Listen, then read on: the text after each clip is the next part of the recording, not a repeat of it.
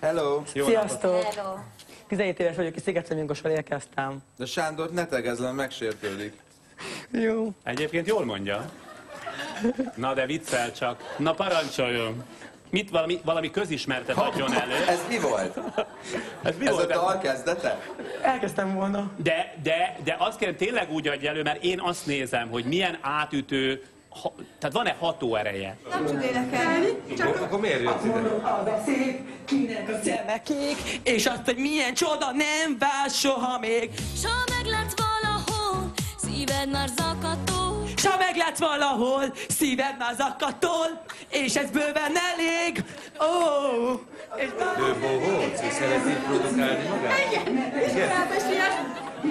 mehet el. De mondd meg, tudja, van-e halló? a kedvenc sütimet? Halló? Tudd, Abba hogy mi tudja a nevem. Megteszelünk én, amit sose hinnél.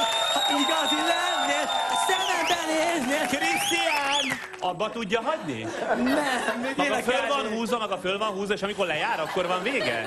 Még énekelnék, még amennyit csak lehetne A itt. hangjával nem is lenne olyan nagy baj, de ez a koreográfia... Mindegy, ez látszik, hogy szeretsz énekelni, és ezt folytasd, csak ne itt. Hát borzasztó, maga is tudja.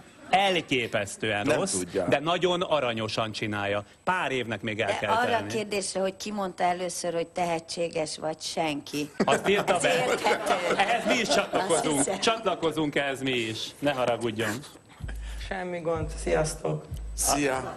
Hello. Ebben a semmi gondban annyi szomorúság volt. Igen. Semmi gond. Hát egy kicsit sikerült, hát meglegszem.